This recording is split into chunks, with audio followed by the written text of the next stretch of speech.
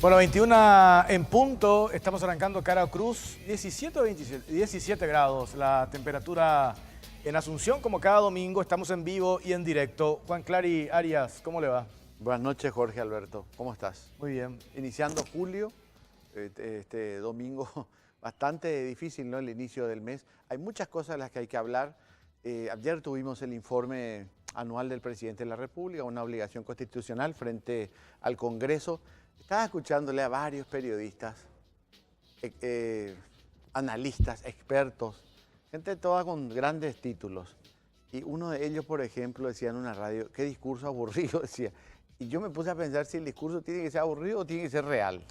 Convengamos que aparte de este informe, este en particular, ayer, no sé si otros, si vos te acordás de otros, tuvo el valor agregado de que por lo menos hicieron una pausa y mostraron ¿cómo es que le dicen? Un material de apoyo. Sí, un material multimedia, digamos. Claro, para ser un poco más dinámico. Pero efectivamente, así no hay otra fórmula, ¿verdad? No va a llevar no sé qué cosa para que ese informe sea dinámico. Eso por un lado. Y por otro lado, yo mencionaba, difícilmente, sea quien sea, o sea, como presidente de la República, difícilmente cuando hacen referencia no hay autocrítica.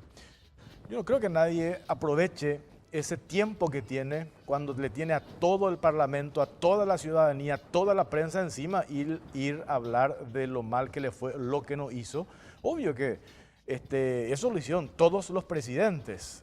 Fueron a hablar de sus logros y a mostrar sus números. Uno puede estar o no de acuerdo y por eso yo decía hoy en un artículo en La Nación, qué sano sería si cuando uno sostiene que hubo datos engañosos o mentiras, contrastar. Hoy día cuando tenemos la posibilidad de acceder a la información pública, qué bueno es contrastar, que tanto esos periodistas que vos mencionás, analistas, políticos, economistas, contrasten esos números y se instalen el debate si ese modelo sirve o no sirve y si, sobre todo ahora que estamos en pleno periodo electoral, ¿no? A ver, a mí me parece, vamos a explicarles primero a los que no entienden la función del informe presidencial cada 1 de julio.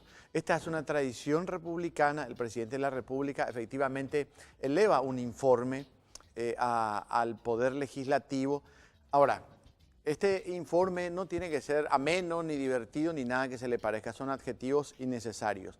Pero sí creo que en el futuro, a raíz de lo que se aprendió en esta transición, los futuros presidentes deberían incluir una agenda de pendientes en el informe. Y por supuesto, los legisladores tienen que hacer su tarea. Cuando un presidente de la República presenta un informe, este puede ser absolutamente rebatido, total o parcialmente, por los legisladores, cosa que hasta ahora, lamentablemente, en la transición nunca ocurrió. Yo me quedé con ese ruido de este periodista que decía que el informe fue aburrido. Es un adjetivo errado. El informe presidencial no puede ser ni divertido, ni aburrido, ni ameno, ni desencajado, ni nada que se le parezca. El presidente de la República tiene la obligación constitucional y moral de no mentir en su informe. Y cuando hoy un diario, específicamente ABC Color, título principal, hacía referencia a que el presidente mintió, yo decía, qué oportunidad brillante cuando se tienen las herramientas para contrastar esos números. Y qué bueno y qué sano es para todos, ¿verdad? Contrastar esos números y después discutir modelos, si este modelo sirve o si este modelo no sirve. Si es que hay un ánimo de construir o si estamos solamente en el tema de destruir todo sin importar qué se hizo, qué no se hizo, entonces ahí me callo, ¿verdad? Pero si realmente existe ese ánimo de construir, me parece que hay una brillante oportunidad cuando hoy, insisto, se tiene ese acceso a la información pública y es tan fácil contrastar los números. Vamos a hablar enseguida con Soledad Núñez. Cuando ella dice 20.000 viviendas, es muy fácil contrastar si efectivamente se hicieron las 20.000 viviendas.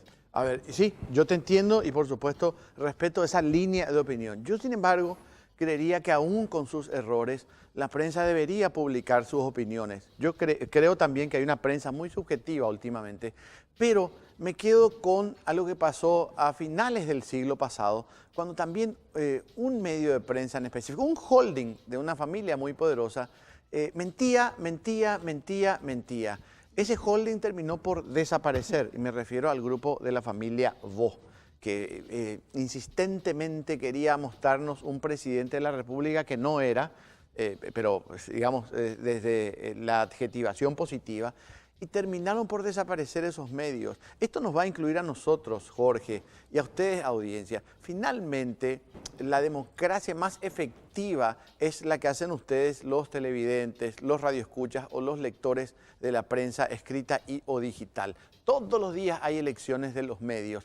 Así que aquel medio que se encargue de decir medias verdades, de mentir totalmente o de tergiversar parcialmente alguna información, terminará cayendo como cayó el Diario Noticias u otros medios de comunicación, Jorge. Es así. Clary, presentamos a la señora Mariana Pineda. ¿Cómo le va? Buenas noches. Bien, buenas noches, Clary, también JT y también ya la ministra que en minutos nos va a acompañar. Antes de ir al informe, yo quiero tomarme un minutito para enviarle un saludo a mi papi que estuvo ayer de cumpleaños, así que muy feliz cumpleaños para él también. Y ahora sí, al tema de fondo, el informe de gestión o los números de la Secretaría de la Senavitat hablan de 20.000 viviendas o más de 20.000 viviendas desde agosto de 2013, un número que, como ya decían los compañeros, es destacado y además marca una distancia bastante grande con toda gestión anterior de la misma Secretaría. Y en este momento uno de los proyectos más ambiciosos, podríamos decir, que está llevando adelante la Senavitat es el conocido proyecto RC4 o Barrio San Francisco.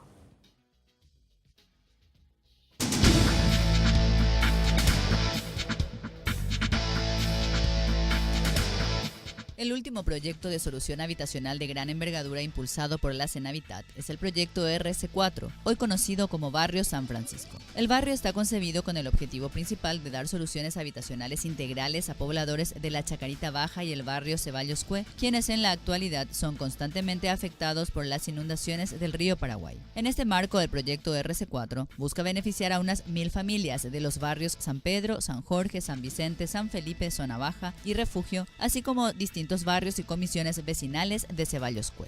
La obra abarca una extensión aproximada de 23 hectáreas en el predio de RC4 en el barrio Ceballos Cue de Asunción y contempla la construcción de 112 viviendas unifamiliares y 888 departamentos en 78 torres. Se estima que las obras costarán alrededor de 45 millones de dólares, los cuales serán financiados por Itaipú Binacional. Para la Senavitat, el barrio San Francisco representará un hito histórico para el Paraguay, ya que establece un modelo de desarrollo urbano sostenible que incorpora una visión ambiental, social y técnica desde su concepción. Además de las soluciones habitacionales, el proyecto contempla servicios de infraestructura como sistema de agua potable, planta de tratamiento de efluentes cloacales, alcantarillado sanitario, desagüe pluvial, instalaciones eléctricas subterráneas con iluminación LED y acceso a internet gratuito en espacios públicos. A todo esto se suma el funcionamiento de guarderías, una escuela y colegio y una subcomisaría, entre otros. Sin embargo, pese a los amplios beneficios previstos, un grupo de pobladores de la Chacarita denunció supuestas irregularidades como la utilización de materiales de mala calidad y la adjudicación de viviendas a personas que no pertenecen al barrio o que solo se han mudado recientemente, por lo cual carecen de arraigo. Los pobladores también reclaman que el tamaño previsto para los departamentos no es suficiente para familias con 5 integrantes en adelante, la falta de patio o balcón, ya que la mayoría cocina con braseros, el pago de 120.000 guaraníes que deben abonar en forma mensual durante 5 años y la prohibición de llevar animales domésticos como gallinas, perros o chanchos. Ante los reclamos, desde la Senavitat sostienen que están abiertos a cualquier investigación, la que se haría luego del periodo de tachas y reclamos establecido por 10 días a partir del 3 de julio próximo. Adriana Ávila, directora general social de Senavitat, indicó que el grupo de aproximadamente 200 personas que cuestiona hoy el trabajo de la institución estaría siendo manipulado políticamente.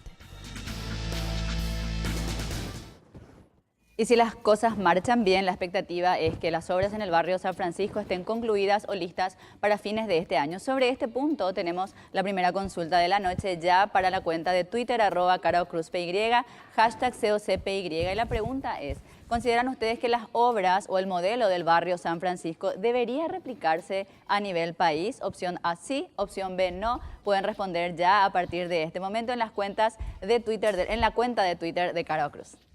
Bueno, señora Mariana, muchas gracias. ¿Cuál es esa cuenta, che? Nunca supe. Sí, cómo no. Y si Ahí está. hace un segundo podías Ah, escuchar. está en pantalla. Claro, Ah, arroba mira, Cara arroba Cruz Pay. Cara o Cruz Pay. Seguinos, pues, Clary. Sí, ahora les voy a seguir. Le puedes dar un retweet cada tanto. Bueno, antes quiero hacer mención, Jorge está festejando hoy, este es el programa 108 de Cara o Cruz, así que arranquemos, Jorge. Que de todos nosotros el único que lo festeja es Jorge, hay que Porque es aclararlo. el único que estuvo Sí, los sí. 108 Tal cual. programas, por eso estoy diciendo, ¿no? Sí, totalmente, Claro. totalmente. Pero mi madre es brillante, entre paréntesis. Quiero agradecer a Fideli, porque me olvidé, no lo hice al inicio del programa, Sí. por las prendas, por la camisa, el pantalón, el saco. Muchas gracias a la gente de Fideli, ahí en Las Palmeras, esquina Saraví. Muchas gracias, Fideli, por las prendas cada domingo para Cara o Cruz. Excelente. Bueno, ¿quién está hoy de invitada? Está la ministra de la Senavitat, Soledad Núñez. ¿Cómo estás, ministra? ¿Qué tal? Muy buenas noches, Jorge, Clary, Mariana, un placer estar acá, un gusto. Pensé que me ibas a decir felicidades por el tanto programa. También felicitaciones, por supuesto. Muchas gracias. Ella Sí. estabas con un problema que hablamos al inicio. Sí. Te curaste, ¿verdad? Tuviste Tuve una lesión en un hueso del pie que me lo fracturé y bueno, eso me llevó a estar en muletas por más de 9 semanas. Entonces ahora ya recuperando mi independencia en cuanto a la movilidad. Vamos a arrancar con el tema Barrio San Francisco, Clary.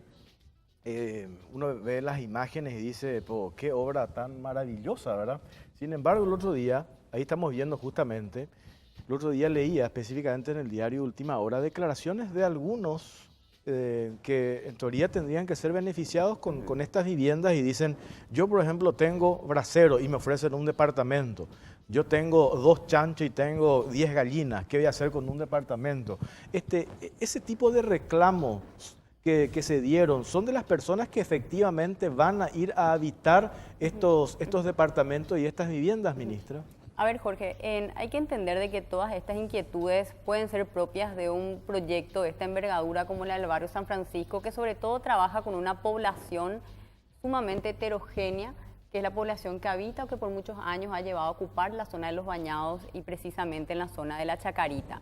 Este proyecto se focaliza en 5 barrios que son San Francisco, San Pedro, San Felipe Zona Baja, Refugio y San Jorge.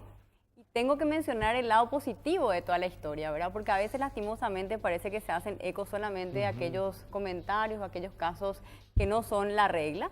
La verdad es que muchas de las familias están muy contentas, Jorge, yo quiero hablar esto porque si no a veces también le ponemos etiquetas a una población y construimos prejuicios que lo que hacen es que la sociedad se divida. Y gran parte y gran porcentaje de estas familias que hoy fueron preseleccionadas y que probablemente van a ser seleccionadas para el barrio San Francisco, están sumamente expectantes y aguardando ya el proceso de mudanza y muy contentas con la oportunidad que van a tener de desarrollar una vida mucho mejor en esta propuesta que trae el gobierno que acerca a las familias que por muchos años llevan ocupando la Chacarita. A ver, ingeniera, ¿hay 1000 familias preseleccionadas o más de 1000? No, las preseleccionadas son un poco más de 700. En verdad, vamos a estar anunciando por etapas.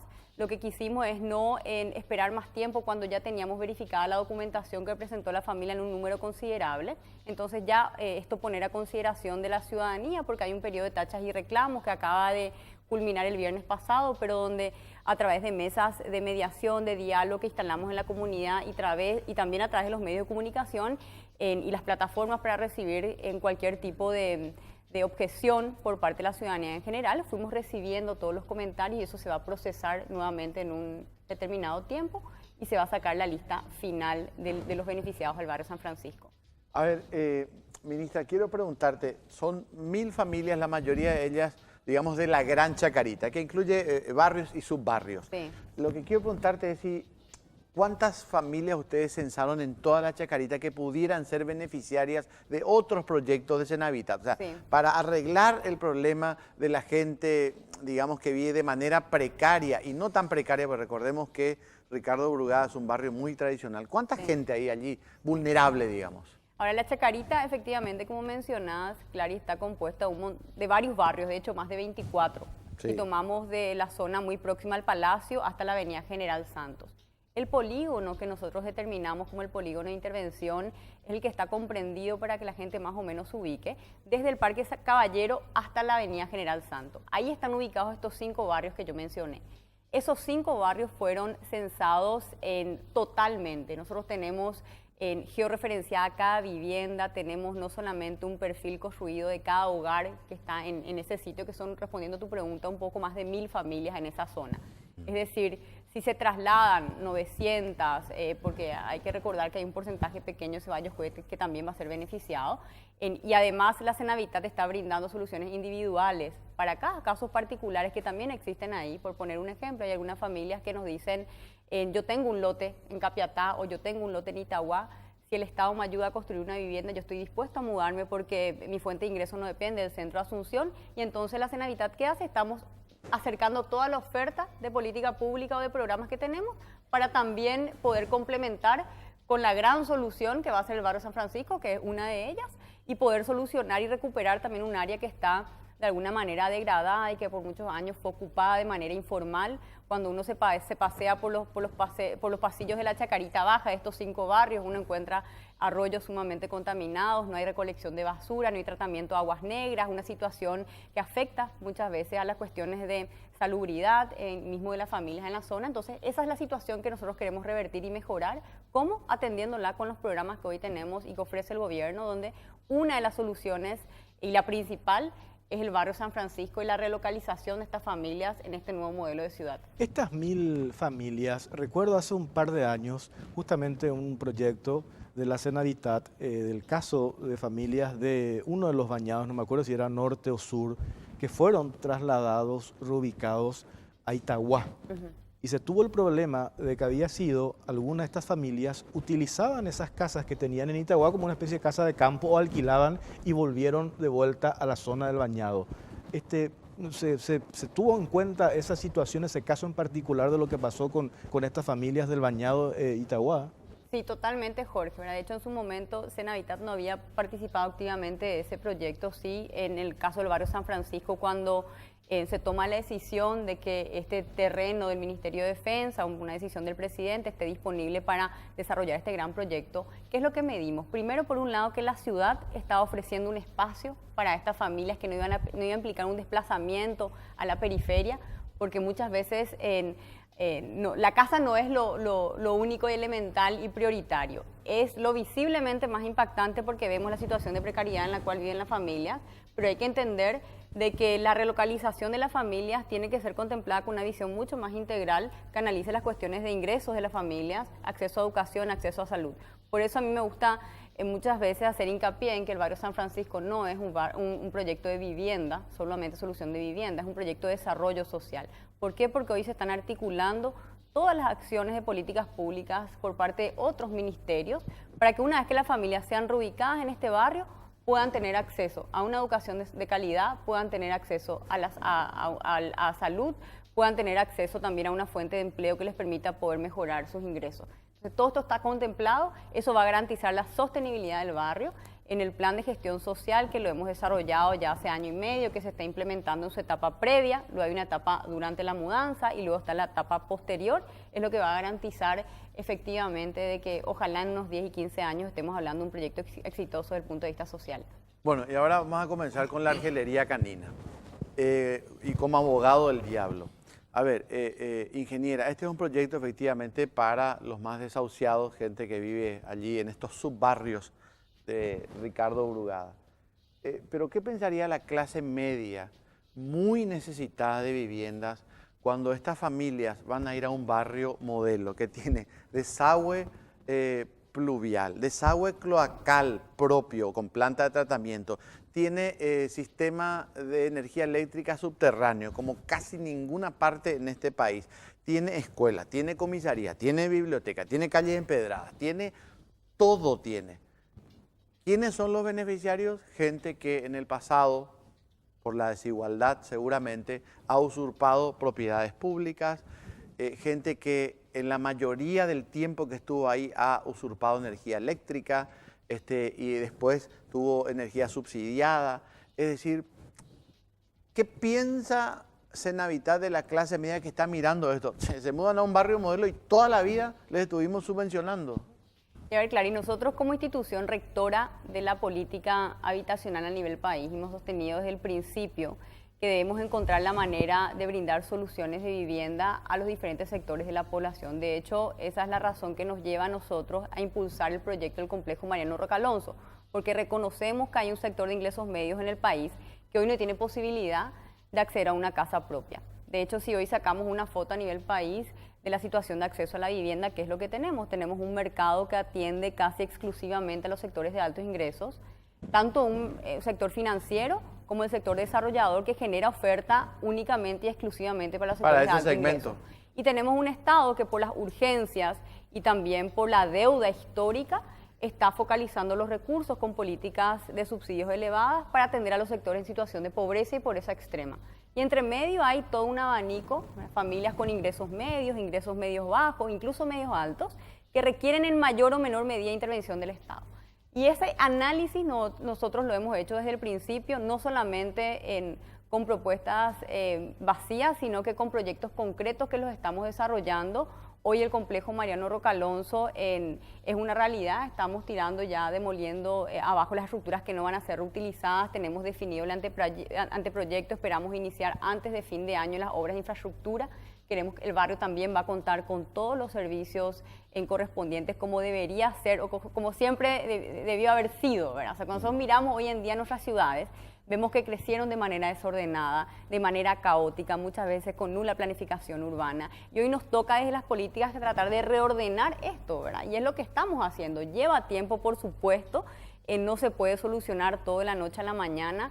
Creo que el Estado tiene que proteger a los más vulnerables al mismo tiempo que generar los incentivos para que los sectores que tienen acceso a mayores oportunidades puedan también mejorar las condiciones de vida en las cuales se encuentran. Y en esa línea estamos hoy trabajando y en todos los sectores. Acá me preguntan cómo van a ser estas familias para titular, porque tengo entendido que hay una ley que hace referencia a que no se puede vender a título oneroso, o sea, ¿cómo van a ser estas familias? Hoy estamos con los diferentes equipos jurídicos trabajando, hay varias alternativas, lo cierto y concreto es de que las familias van a tener la tenencia de la propiedad, eso es para nosotros una cuestión obligatoria, dar la seguridad en la tenencia jurídica de la propiedad.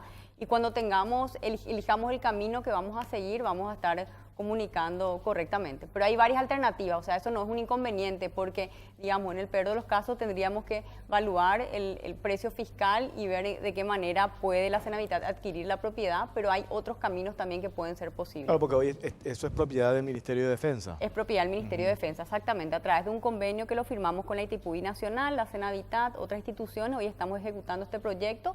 También incluso las familias cuando se muden van a tener un periodo en usufructo, donde vamos a trabajar justamente para garantizar que las familias puedan adaptarse, que se pueda construir la identidad, que se pueda construir el arraigo, eso es muy importante, estamos hablando finalmente de personas, ¿verdad? Eso va acompañado de emociones, sentimientos, no es fácil dejar el lugar donde estuviste viviendo muchos años. Pero convengamos que se van a 3 kilómetros nomás, ¿verdad? Claro, hay que construir comunidad, pero igualmente hay que trabajar sobre esos intangibles, ¿verdad? Que son los que van a garantizar la sostenibilidad del barrio. A veces creemos que solamente con lo concreto está todo dicho, pero no, los aspectos sociales son igualmente importantes. Dos preguntas para respuestas breves. Sí. ¿Por qué se llama San Francisco y esta gente va a pagar algo por la casa? Sí, las familias van a pagar algo. Nosotros, básicamente los criterios que manejamos fueron en sintonía con la ley del Fondo Nacional de la Vivienda Social. No queríamos hacer excepciones ni modificar, ya que esa es la política que hoy estamos implementando, ya sea que consideremos que tenga que ser reformada o no esa ley.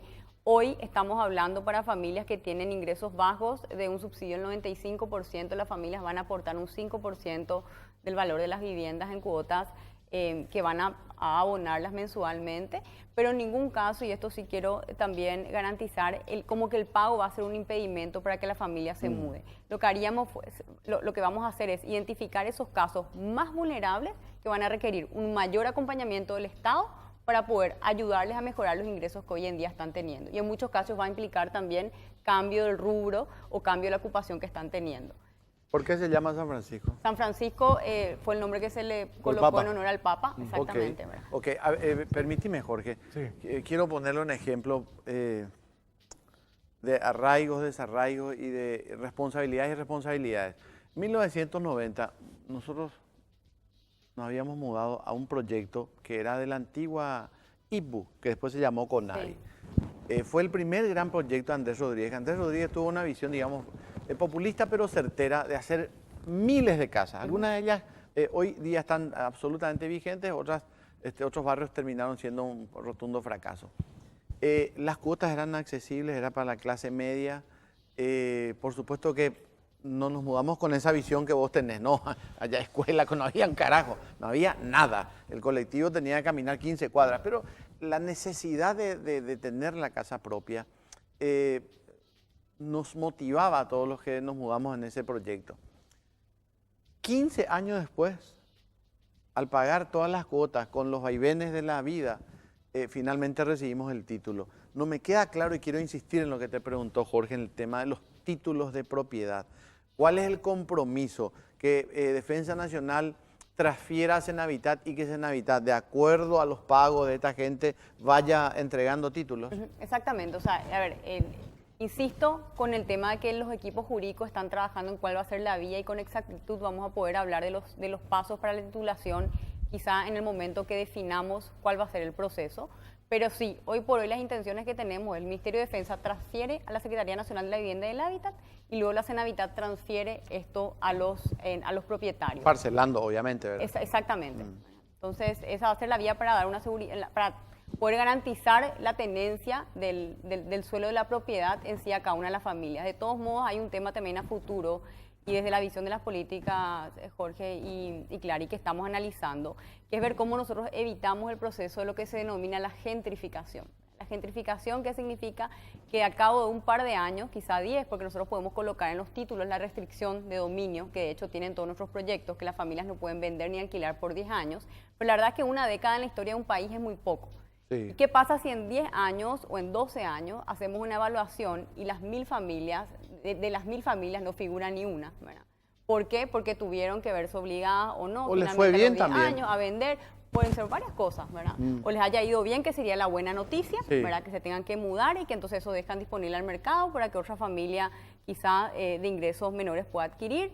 O finalmente, que se vean en la urgencia de tener que vender para ser desplazadas nuevamente.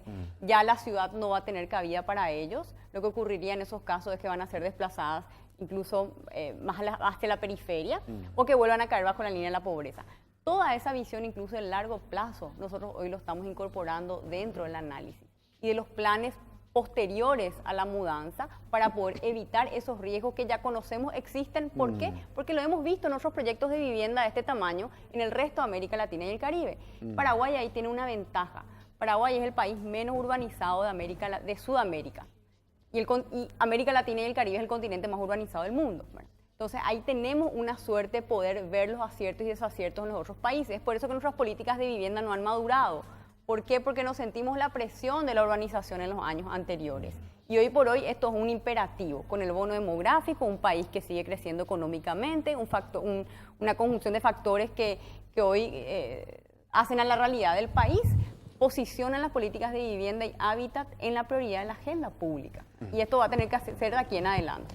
Tenemos que ir a la pausa. A la vuelta me gustaría, si puede responder. Usted dice que son 5 barrios desde General Santos hasta el Parque Caballero. Sí. Hacía referencia que están trabajando también con otras instituciones. Porque acá me consultan qué pasa si, no precisamente estas familias que van a ser reubicadas, qué pasa si otras familias tienen intenciones de ubicarse allí donde justamente se está despejando. Yo he entendido que hay un proyecto de ampliar el Parque Caballero, sí, pero nos responde por favor a la vuelta de la pausa. Y antes les cuento que la dieta de la luna, de la zanahoria, del apio, todo se parece a todo. Mejor sé vos misma o vos mismo y refrescate con la única gaseosa que no se parece a nada, como Pulp. Porque nada se parece a Pulp, la única gaseosa con pulpa de fruta natural. Pulp, naturalmente nuestra.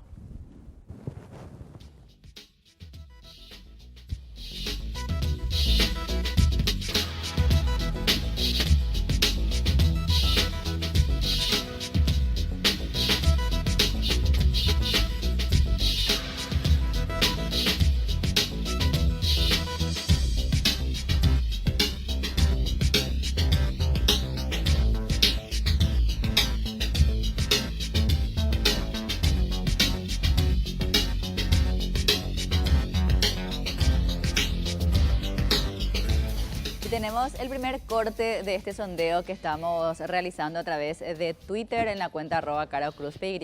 Una pregunta que está generando bastantes reacciones y bastantes respuestas también de parte de la gente. La pregunta: ¿crees que la obra del barrio San Francisco debería replicarse a nivel país? Y el 80% de quienes han respondido esta encuesta, que ya por lo menos cuando me fijé eran más de 200 votos en un solo bloque, han respondido que sí. El 20% ha dicho que no. Pueden seguir enviando sus comentarios. También la respuesta a esta encuesta, @carocruzpy, #COCPY.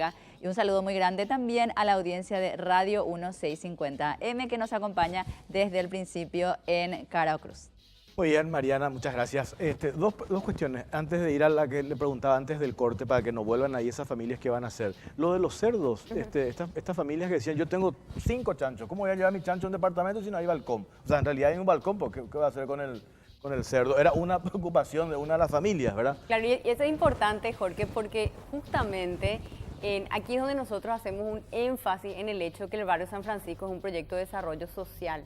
Justamente a la familia que de repente cocina en brasero, ¿qué es lo que vamos a hacer? Trabajar en un proceso de capacitación para que puedan hacer uso de otro sistema que incluso sea mucho más saludable para ellos, ¿verdad? Porque el brasero sabemos que significa muchas veces riesgos en cuanto a incendios, hay muchas veces que se quedan durmiendo con el brasero encendido dentro, etc. Y la misma situación con el hecho de los animales que tienen las familias, ¿verdad? Ver cómo se cuida y se valora lo que ellos tienen hoy en día en sus casas, pero cuidando que al ser reubicados en el barrio San Francisco puedan cambiar el rubro de ingresos y pueden incluso mejorar, y eso a través de la capacitación, la inserción en un mercado laboral formal.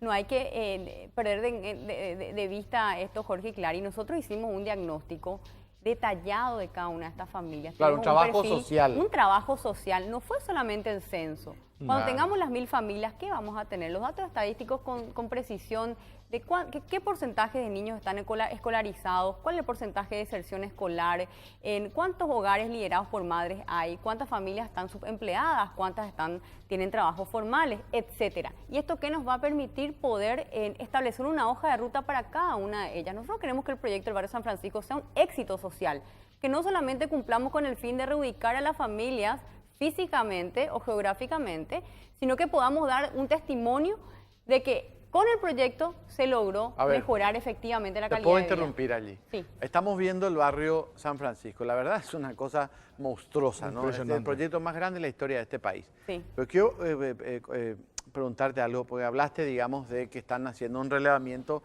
con trabajadores sociales, me imagino, preguntándole todo tipo de cosas. Esto es para homogeneizar el barrio y lograr comodidad a la gente. Porque quiero preguntarte, quiero decirte algo. Uno generalmente quiere estar con sus iguales, ¿verdad? No sé, la clase alta quiere estar con la clase alta, ¿verdad?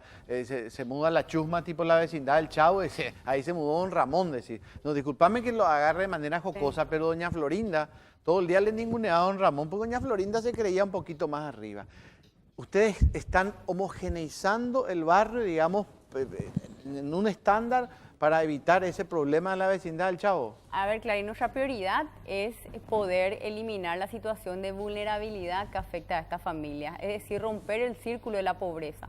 Y la pobreza no es solamente una cuestión de vivienda o de ingresos, la pobreza es multidimensional. Entonces, ¿qué tenemos que hacer? Garantizar de que las familias al reubicarse en el barrio San Francisco tengan acceso a servicios sociales, me refiero a educación, salud, justicia, que puedan tener posibilidades de insertarse dentro del mercado laboral formal que les permita mejorar los ingresos, etcétera. Desde la visión de las políticas habitacionales o de desarrollo urbano, hoy lo que se plantea es construir ciudades que estén socialmente mucho más integradas, que justamente ya no exista esa división que a veces vemos en muchos barrios ciudades latinoamericanas, de que hay barrios para ricos y barrios para pobres. ¿Verdad? Y hago tomo esta expresión muy simple, porque lo que tenemos que buscar son barrios que estén socialmente integrados, donde todos tengan acceso a oportunidades. Y es el gran desafío que tenemos en la construcción de ciudades que sean mucho más inclusivas. Y yo creo que Paraguay tiene todavía la oportunidad o la posibilidad de lograr esto. ¿Y por qué digo Paraguay lo tiene? Porque todavía no tenemos una ciudad demasiado segregada y las tasas de urbanización no son muy altas y por ende no tenemos densidades muy complejas en nuestras ciudades. Y podemos repensar para tener ciudades que sean mucho más inclusivas y no tan segregadas. Los constructores de esta obra, cuando nosotros estuvimos allí, comentaban, Clary, un dato que a mí me pareció muy interesante porque se va construyendo lo que se llama el capital social, cuando ellos la gente que va a vivir ahí ya se involucra, no es que le van a dar entonces ellos necesitan involucrarse. Por ejemplo, algunos hombres trabajaron ya en la construcción, ellos mismos, se les dio una capacitación y ellos mismos estaban trabajando en la construcción, y las mujeres, algunas también, en la etapa de verificación, determinación de las obras. Y eso me pareció muy importante porque uno ya se siente parte de este proyecto, porque acá lo que preguntábamos nosotros en redes sociales, a partir de la experiencia del barrio San Francisco, lo ideal es que esto se vuelva a replicar, que este modelo funcione efectivamente, ¿verdad? Por todo lo que se está invirtiendo y cómo se está encarando. Totalmente, y de hecho estamos ya trabajando también en otros proyectos paralelos para dar una solución a la situación de ocupación de los bañados que no termina con la Chacarita. El bañado norte, el bañado sur, hay poblaciones que también han ido ocupando este territorio por muchos años. En lo que es la avenida Costanera Norte estamos trabajando de manera coordinada con el Ministerio de Obras para la construcción de poco más de 400 viviendas. A diferencia del barrio San Francisco, que hubiese sido lo ideal, en este caso vamos a tener todo el perfil construido socioeconómico de cada una de las familias antes de diseñar el barrio. Digo porque esto también es positivo. En el barrio San Francisco tuvimos que hacerlo por los tiempos de manera coincidente, es decir, iniciar las obras y al mismo tiempo hacer todo el relevamiento y diagnóstico social. En Bañado Norte y Bañado Sur ya vamos a ganar tiempo en el sentido de tener el diagnóstico para poder diseñar el barrio, y también trabajando en un segundo proyecto que le llamamos hasta el momento Barrio San Francisco 2, hay que ver qué nombre se le pone después, pero que también pretende dar solución a las familias que están, por un lado, ocupando la vía férrea y también a familias que están asentadas en el refugio RC4 muy próximo al Barrio San Francisco.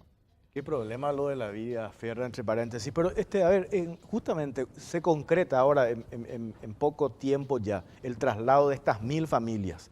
Muchos van a escuchar, mira, esa zona se va a despejar. Sí. Aprovechemos ahora que nosotros estamos, no sé, no sé en qué lugar, y aprovechemos para invadir. ¿Cómo van a hacer para que eso no vuelva a suceder como ya pasó anteriormente? Bueno, y esa pregunta es muy importante, Jorge, porque de hecho cuando nosotros comenzamos a diseñar el barrio y teníamos que tomar la decisión de quiénes iban a ser beneficiados, sabíamos que para cumplir el objetivo social de dar una vivienda digna a familias que son afectadas por las inundaciones, podíamos haber hecho una convocatoria abierta y que postulen familias del Bañado Sur, Bañado Norte, La Chacarita, de manera dispersa. Íbamos a cumplir con el objetivo social de dar una vivienda digna, pero no íbamos a poder evitar que se sigan dando ocupaciones en esos territorios. Por esa razón nosotros hicimos una focalización territorial donde delimitamos un contorno específico. Solo las familias que están ubicadas dentro de ese contorno pueden postular, porque nos permite a nosotros como sector público, como Estado, poder trabajar de manera coordinada para evitar futuras ocupaciones en la zona. ¿Cómo? Y que se recupere. Por un lado, identificamos un primer proyecto que nos va a permitir blindar 7 hectáreas con la extensión del Parque Caballero. Encontramos que ahí habían coincidencias entre los diferentes niveles de gobierno y las diferentes visiones que habían de qué se tenía que hacer con ese territorio. El resto del territorio es propiedad municipal, entonces ahí hay un diálogo bastante continuo con la municipalidad, donde estamos llegando a acuerdos de cuáles van a ser los planes que se van a implementar en el sitio. Pero hay un compromiso municipal, por un lado, que son quienes tienen que proteger de alguna manera su territorio, y desde el gobierno central poder colaborar con todas las instituciones para poder evitar de manera inmediata que existan futuras ocupaciones. Bueno, Claro, lo que va a si ser- agotaste el tema, quiero Sí. cambiar de tema. No, digo nomás, lo que va a ser para los asuncenos recuperar el Parque Caballero, porque esa es la idea. Yo le escuché Sí. al intendente Mario Ferreiro, ya que mencionó que eso es terreno municipal, lo que alguna vez fue el Parque Caballero, ¿verdad? Y hoy está dada esa posibilidad de recuperar, de ampliar, ya tenés esas 7 hectáreas y un trabajo conjunto, Itaipú, la municipalidad, ustedes, incluso Ministerio del Interior también. Sí. Están trabajando en eso, digo, para recuperar ese espacio para los asuncenos. Sí, y es importante esto, Jorge, porque yo creo que no nos imaginamos todavía, porque estamos tan acostumbrados a recorrer la Costanera y ver cómo convive con una realidad de oportunidades que brinda la ciudad, la situación de precariedad en la cual viven muchas familias, porque a todos nos toca. A ver, yo tomo la Costanera para ir al trabajo y uno agarra la Costanera y ves las casitas precarias, y esas son personas, ¿verdad? Son vidas, en una situación realmente que se debe solucionar de las políticas públicas y que nos va a permitir recuperar todo ese territorio para uso, goce y disfrute de todos los ciudadanos. Por eso que este proyecto San Francisco no es solamente un proyecto para las 1000 familias, es un proyecto para todos los asuncenos. Va a permitir, por un lado, poder reducir las desigualdades que existen en la ciudad y en términos directos y específicos recuperar un territorio en que hoy está ocupado para poder mejorarlo, hoy está degradado. Yo insisto, cuando uno recorre los pasillos de la Chacarita, ve los arroyos que están contaminados, vemos que no hay recolección de basura, vemos que no hay inclusión, y esa es la realidad que queremos cambiar con este proyecto en particular. Bueno, vamos a dejar un poco de lado esto porque también hay que darle respuesta, ingeniera, a eso que te mencioné antes, ¿no? La clase media, inclusive media alta, porque Senavitat también tiene esa obligación por ley, ¿no? El proyecto de Mariano Roque Alonso, estamos hablando acá de una propiedad extensa. Hablé con el arquitecto Masi del IPS días pasados y me estaba hablando ya de que ellos están preparando el proyecto, digamos, comercial de lo que es el frente de ese terreno hermoso ahí sobre la Trachaco. Detrás van a estar los proyectos habitacionales de Senavitat. Directamente así, específico, decime, ¿para qué tipo de gente va a ir ese proyecto? Gente que gana un sueldo mínimo, 2 sueldos mínimos, 3 sueldos mínimos. Háblame en montos también si querés. Bueno, estamos ahora terminando el proyecto en sí en cuanto a las tipologías que va a ser lo que va a restringir de alguna manera qué hogares o hogares de qué ingresos pueden postular al proyecto. Se tienen previstas 3.000 soluciones, esperamos que... 3.000 casas. 3.000 casas, sí. 3.000 soluciones. ¿Cuántas hectáreas tenés allí? 17 hectáreas. Van a haber edificios hasta 15 pisos en la parte frontal con densidades que creemos son las correctas para poder también brindar servicios de calidad, y al fondo van a haber densidades más bajas de planta baja más 3. O sea, va a haber una mixtura de tipologías que nos va a permitir poder llegar también a diferentes niveles de ingreso de la población. Queremos que la cuota promedio no supere una unidad de salario mínimo. Hoy no se encuentra absolutamente nada en el mercado a ese 2.100.000. Que uno pueda pagar por su casa propia. Sí, imposible encontrar algo así ahora. Y también con ciertos mecanismos de subsidio cruzado queremos tener soluciones de cuotas inferiores y algunas soluciones de cuotas un poco superiores. Entonces ese es el planteamiento que estamos teniendo. Eso, cuando ajustemos los números, vamos a tenerlo con mayor precisión. Soledad, el tiempo corre en contra tuya. Este quinquenio del gobierno del presidente Cartes está acabando. Para bien o para mal se está acabando. ¿Cómo haces para blindar este proyecto, digamos, como una política de Estado habitacional? Porque dentro de un año vamos a tener otro presidente acá.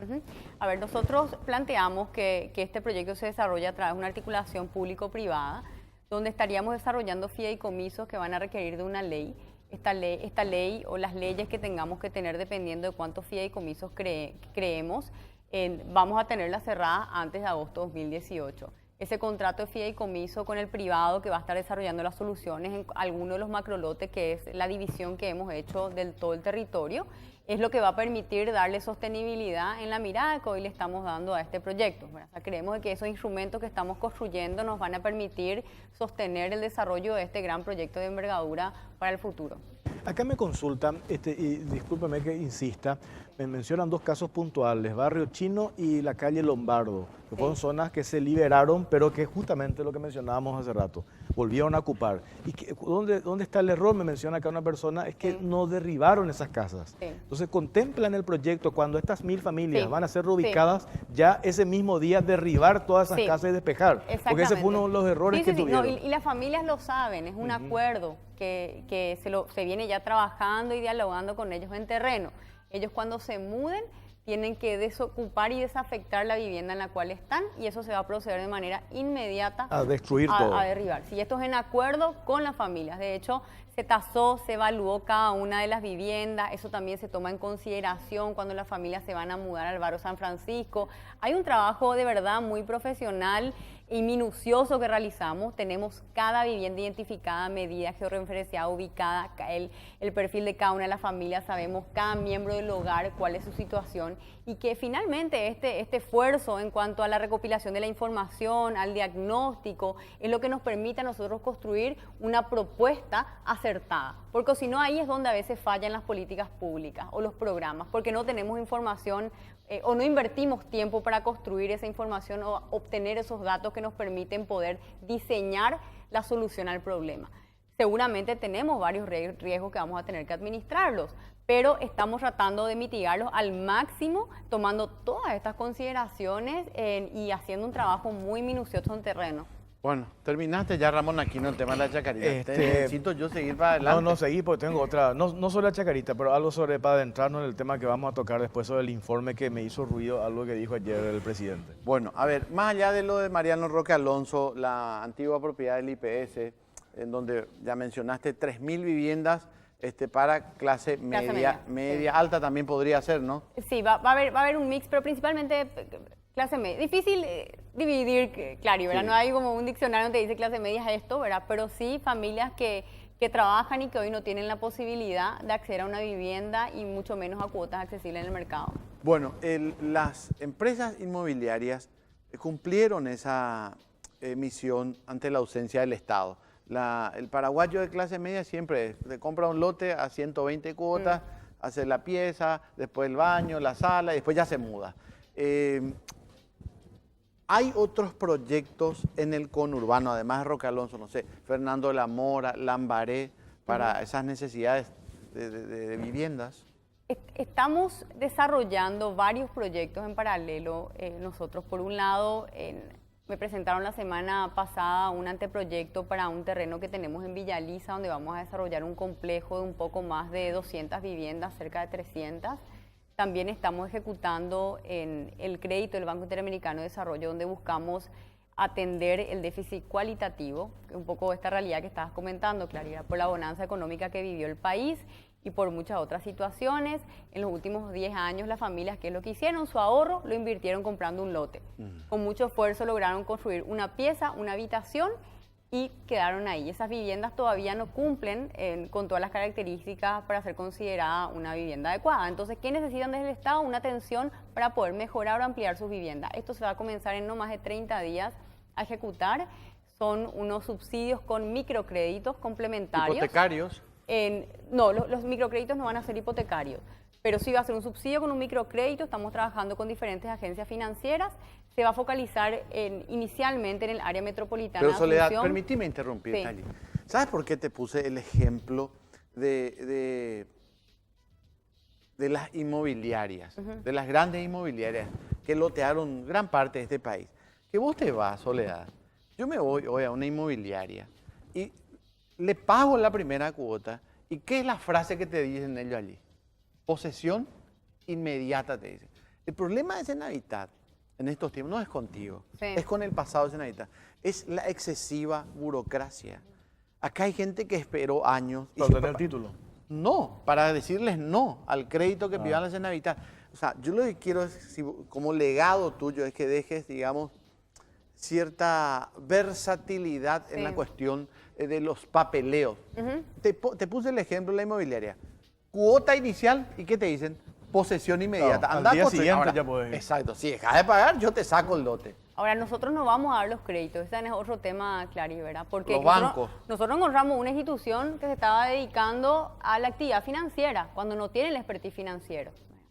Y eso, desde mi punto de vista, es una cuestión de que hay que modificar. No puede un Ministerio de Vivienda, una Secretaría de Vivienda estar cumpliendo un rol financiero, eso debería delegársele al sector privado. Y por eso en este caso es una coordinación con el sector privado financiero, tanto cooperativas como bancos de microfinanzas, que van a estar dando los créditos complementarios y el Estado un subsidio. Esto es principalmente para familias de ingresos bajos, es decir, hasta 2 unidades de salario mínimo ingreso familiar. 4 millones de guaraníes de ingreso familiar van a poder postular a este subsidio con crédito complementario para ampliar, construirse una habitación más, construirse la cocina, construirse el baño, reemplazar el techo de la casa, mejorar las condiciones de precariedad, pero atender ese déficit cualitativo que estuvo ausente de nuestras políticas públicas. No existía, o sea, la institución no tenía ningún tipo de programa para llegar a esas familias que con mucho esfuerzo habían podido construirse algo en estos Y años. después lo que vos decís, dejar una especie de manual de procedimientos, ¿verdad? Para que se continúe. No, después nosotros de que estamos venga. reformando. ya los Yo gobiernos. mira, Claro. hay muchas cosas que podemos compartir acá, tantos proyectos en simultáneo que estamos desarrollando. Tenemos una meta en uno de nuestros programas de mayor presupuesto de lograr papel cero. Estamos digitalizando absolutamente todo. Vamos a tener nuestra primera convocatoria digital a finales de este mes de julio y vamos a iniciar ahí un proceso donde todo el ciclo del proyecto va a ser digital. Ustedes no se imaginan, cuantificamos el tiempo que se pierde con los expedientes subiendo de un piso a otro, una oficina a otra. Y el riesgo de que se pierda, Tenemos ¿verdad? que hacer uso de la tecnología, ni qué decir las vulnerabilidades en términos de corrupción, de que se pierda un expediente, etcétera. Tenemos que hacer uso de la tecnología para poder disminuir las burocracias estatales, para poder mejorar la atención a la ciudadanía. Eso requiere tiempo e inversión. Nosotros desde el inicio de la administración pensamos no solamente en el corto plazo, también en el mediano y largo plazo, y esperamos que esto pueda ser uno de los grandes legados para una institución Ojalá. mucho más consolidada, mucho más fortalecida, Ojalá. que el que venga después pueda mejorar incluso mucho más lo que hemos hecho A hasta ver, el momento. cortito, ayer decía en una parte de su informe el presidente que yo no entendí, antes se invertía o se gastaba en concepto de combustible por vivienda algo así como 1.200.000, 1.300.000 guaraníes, por vivienda de lo que se construía. Hoy eso bajó a 76.000 guaraníes, ¿puede ser? Exactamente, Jorge. Eso formó parte de las grandes reformas que hicimos desde el inicio. Nos había llamado la atención que en el año 2013 se habían gastado 2.500 millones de guaraníes, cuando el parque automotor yo lo encontré sobre Tacos. ¿verdad? O sea, no había ni siquiera camionetas. Nosotros- ¿Cuántos vehículos tenía? Ay, no sé, no me acuerdo, de 15, no me acuerdo ni cuánto tenía la 2.500 institución, millones. pero no funcionaba la mayoría de los vehículos. Nosotros renovamos el parque automotor, compramos 14 camionetas que le colocamos GPS para controlar las distancias, el uso de combustible, incrementamos en 5 veces la cantidad de viviendas entregadas con camionetas nuevas y el primer año gastamos 700 millones versus 2.500 que se había gastado el año anterior. Ese fue el fato de los perros. E incluso Combustible. seguimos descendiendo en el uso eficiente de los recursos con mayores controles que fuimos efectuando. Antes estaba el vale de combustible, el cupo, hoy tenemos los convenios con Petropar, con la tarjeta ya magnética, eso nos ayuda a poder mejorar el control. Y bueno, forma parte del día a día nuestra directora de Bienes y Servicios estar controlando esto, pero finalmente son recursos de todos, ¿verdad? Y tenemos que velar para que el uso que se le dé a estos recursos sea el más eficiente, y el combustible sabemos lo que representa no solamente en una institución, en el caso de Senavitat, en muchas otras instituciones que requieren controles mucho más eficientes. Bueno, terminamos, Clary. Sí, gracias, ingeniera. Como siempre, gracias. agradable charlar contigo. Por favor, muchas gracias. Impresionante la ministra, Clary, cómo mueve las redes sociales. Vos ¿Por, ponés por eficiente o por linda? No, por las dos cosas, Ah. por las dos cosas. Vos ponés un posteo de Solenú, arroba Solenú en Twitter y arrasa. Che, Impresionante. nos vamos a ir a la pausa. Sí. Jorge, estamos en vivo en tu radio también, Sí, ¿verdad? Radio 1. Sí, pero yo quiero... para ir a la pausa nomás, por favor. No, de verdad te digo, esto es humillante. De verdad te digo. ¿Perdón? No, de verdad te digo, no sé. No, ¿No tuviste por ma- tiempo de cambiar de media? No, por- Ahí será. Pero No, recién ¿Media de metí- fútbol esto es? No, estás loco. Esto es tener estilo, viejo. Sí, estilo campestre. Bueno, antes de ir a la pausa te cuento todas las voces, la versión completa de la noticia sin censura. Escucha más, participa más. 6:50 AM, la primera del dial. Somos uno para todos.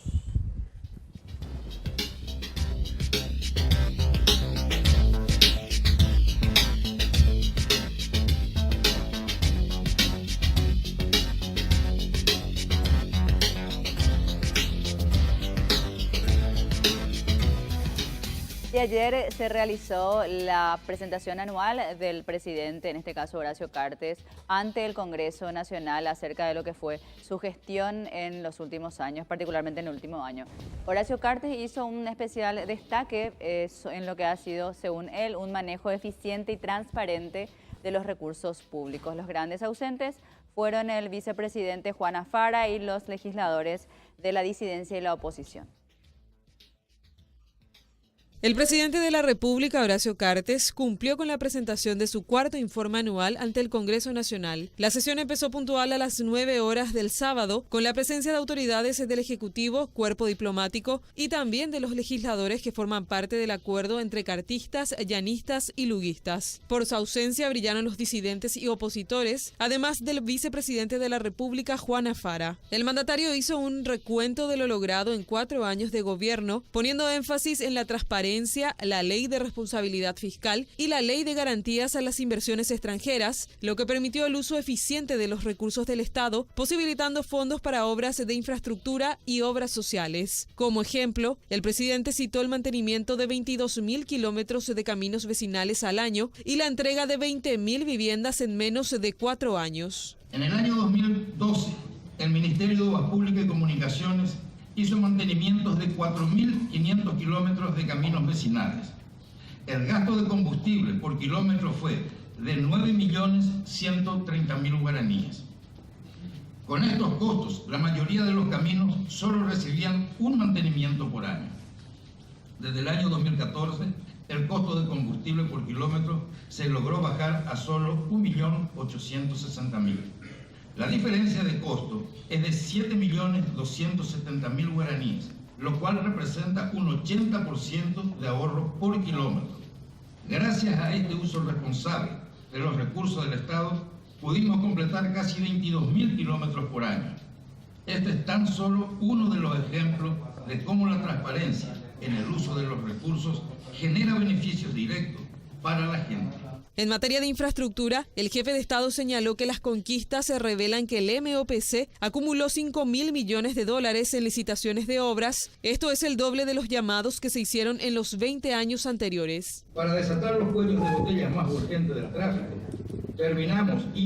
terminamos la autopista Ñuguazú con sus túneles y pasos a nivel, el viaducto de Santa Teresa y calle Última, el superviaducto de autopista y calle Última, el túnel de Semidey, el viaducto de Remanso y la ampliación de la Ruta 3 en su tramo Mariano Roca Alonso limpio, iniciando desde el nuevo viaducto e incluyendo una circunvalación de esta ciudad.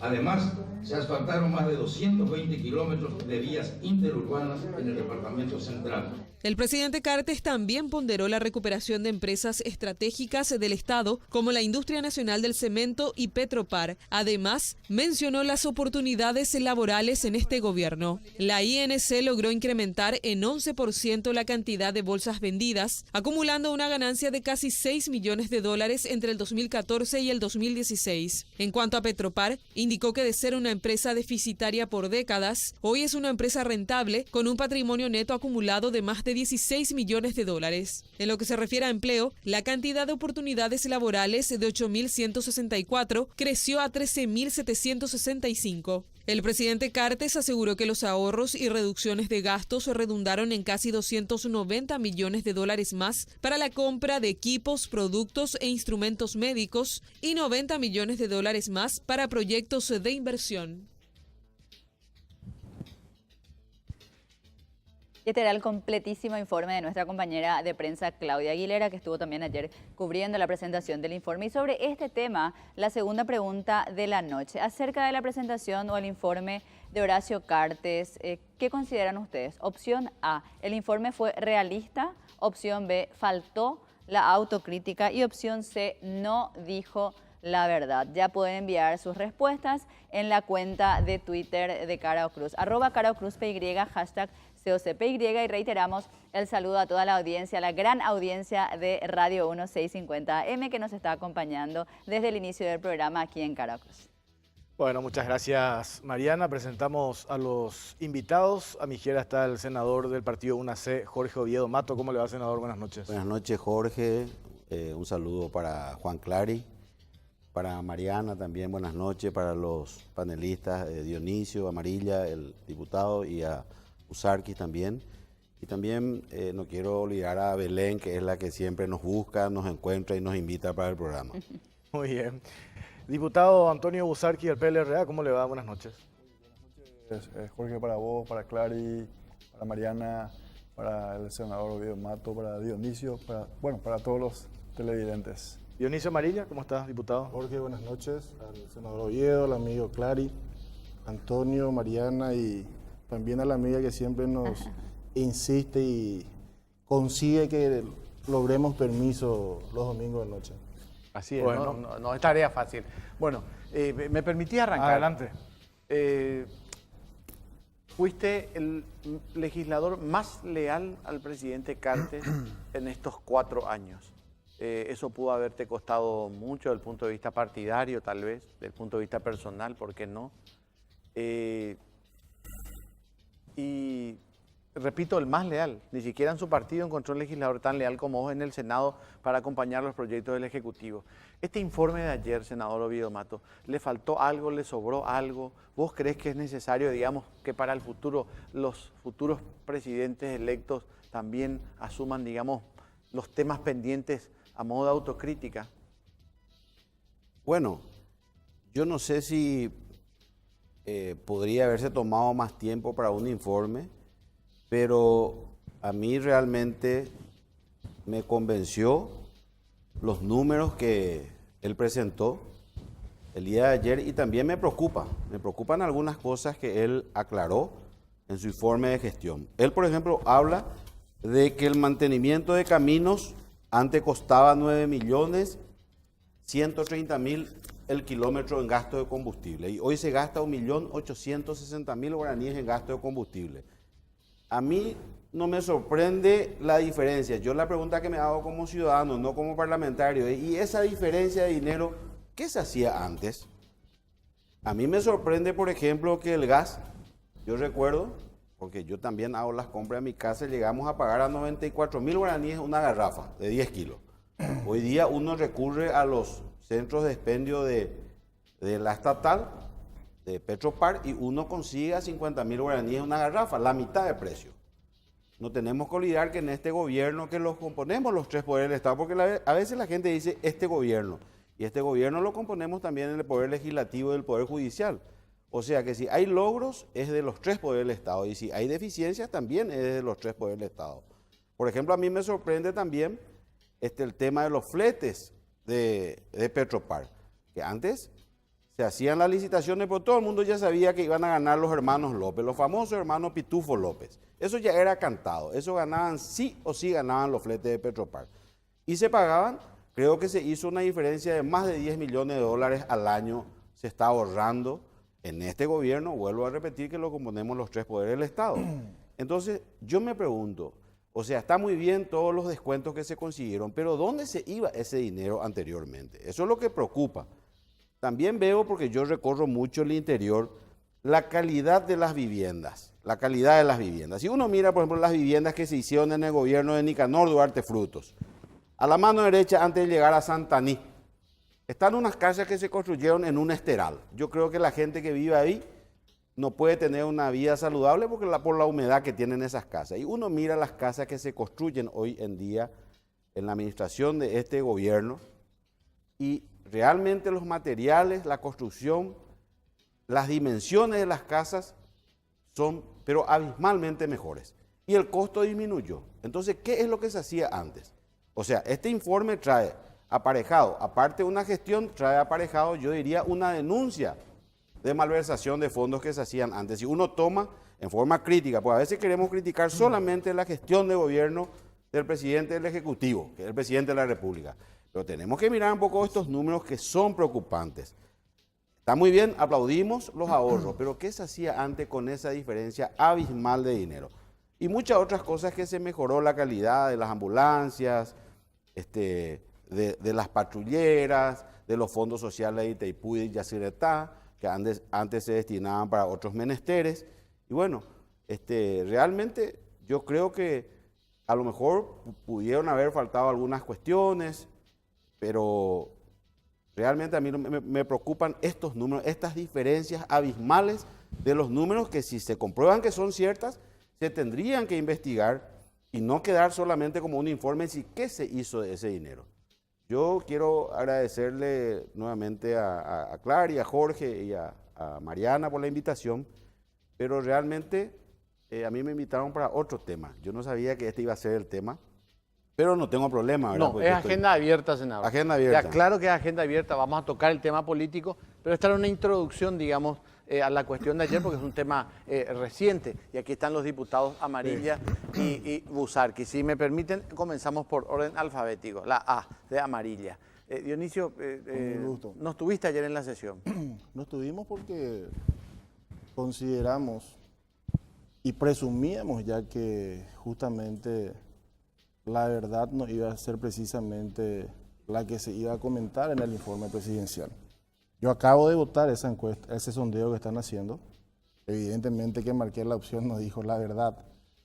Y en ese sentido, sin ánimos de polemizar en exceso, yo creo que tenemos visiones diametralmente opuestas con el senador, en el sentido de que el presidente de la República evidentemente ha leído el informe que alguien le preparó, extremadamente optimista, pero basta con salir a la calle nomás a preguntarle a la gente si sienten el efecto de ese ahorro del cual tanto se hace alarde.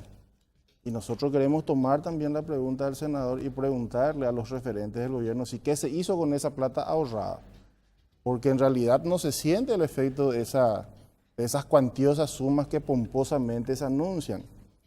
Sí creo que no podemos soslayar que el presidente no haya referido a la inseguridad reinante, omitió el caso de Delio, omitió hacer mención sobre aquella situación que ganó inclusive ribetes de carácter internacional con la incursión de los militantes del PCC en Ciudad del Este. Creo que poco favor le hizo en ese sentido a la República del Paraguay.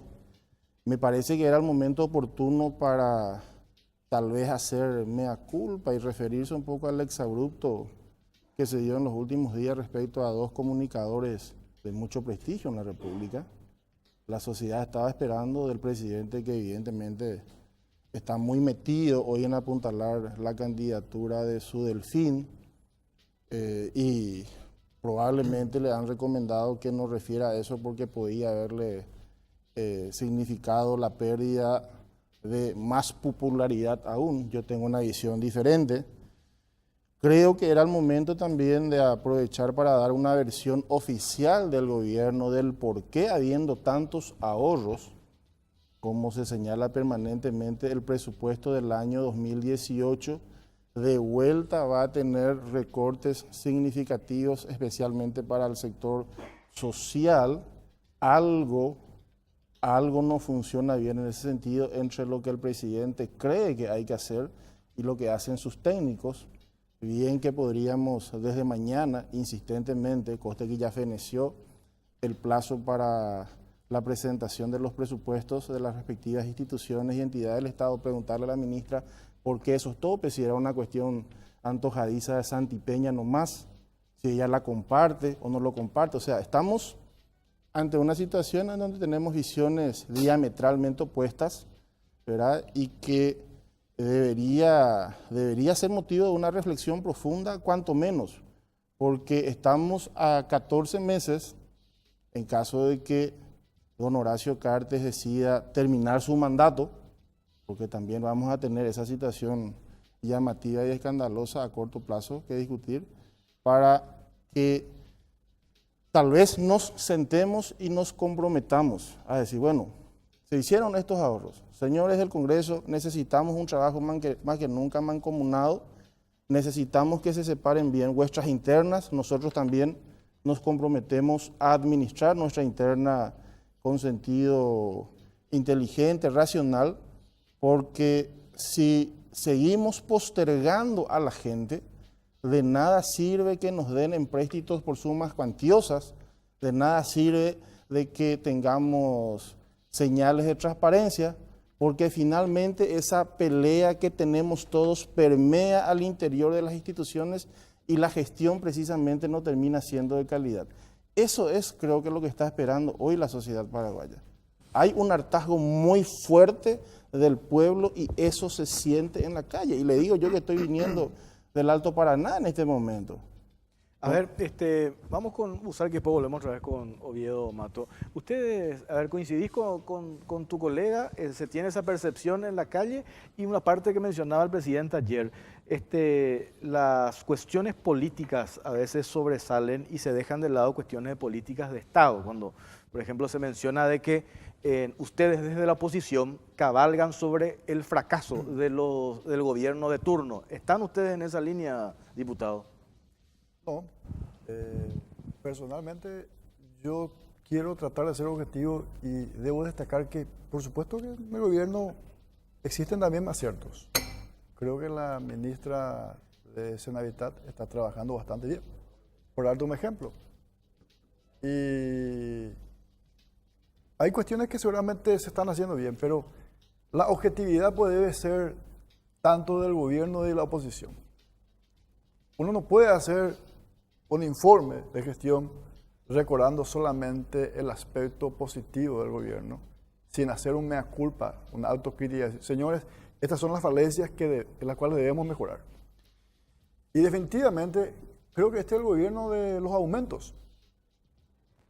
El presidente habla de aumento en cantidad de obras, pero yo quiero recordarle al presidente Cartes que aumentó también el desempleo del 8% al 8.4%. También aumentó la pobreza. Y te voy a dar datos oficiales. Del 26.58% al 28.86%. Tenemos hoy día 1.944.000 pobres en el Paraguay. También aumentó la deuda. Se duplicó la deuda externa. También en este gobierno aumentó la cantidad de secuestrados por el EPP. Yo puedo hablar también de aumentos. Entonces, nos pintan un país de maravilla, y en eso sí coincido con mi colega Dionisio. Una cosa es lo que la autoridad constituida cree, porque su círculo áulico le está pasando una información distorsionada y hasta información interesada. Y pareciera ser que es la ceguera que acontece con casi todos los presidentes de la República. Se rodea de gente que le pinta un país de maravilla y lógicamente el presidente tal vez tenga buenas intenciones, pero probablemente él no está midiendo la sensación térmica de la ciudadanía. Si vos haces una encuesta, salís a la calle y le preguntás a la gente ¿qué piensa en cuanto a la situación económica y social en el Paraguay? Y estoy seguro que la gran mayoría te va a decir que el crecimiento macroeconómico del que tanto se hace alarde, la gente dice, claro que la economía paraguaya goza de buena salud, de las grandes empresas multinacionales, de la gente que tiene plata, vive bastante bien. Pero las clases populares, la clase obrera, el pueblo en sí, no siente eso en su bolsillo y en su estómago. Esa es la realidad, Jorge. Esa percepción ciudadana. O en cuanto a la inseguridad, el 88% de los paraguayos creen que ha aumentado la inseguridad. Y algunos dirán, pero es una cuestión de los medios de comunicación, no sé. Pero es lo que la gente piensa, la ciudadanía piensa realmente. Entonces, yo creo que un informe debería ser objetivo, hablar seguramente de los aciertos, de las cosas en las cuales se han mejorado, pero también hacer una autocrítica y decir, señores, esto necesitamos mejorar. Es lo que yo puedo responder. Senador Oviedo Mato, hace 3 periodos sos parlamentario, vas a optar por un 4º periodo. También estás recorriendo el interior del país, no solamente por campaña, sino desde siempre. Ambos parlamentarios liberales mencionaban que hay una separación del discurso con la realidad y que la gente tiene otra percepción. Puede ser, por ejemplo, la sensación económica y de inseguridad que mencionó el diputado Antonio Busarquis. ¿Qué ves vos cuando salís al interior? De hecho, quiero contarle a la gente, la acompañé al senador Oviedo Mato el domingo pasado en Cruce Liberación. Se le acercaba a alguien a pedirle su apoyo, su voto para unos para unas condonaciones de deuda. Siempre hay quejas de ese tipo, pero me encantaría saber qué es lo que dicen tus electores sobre este gobierno y las percepciones que mencionan los diputados liberales.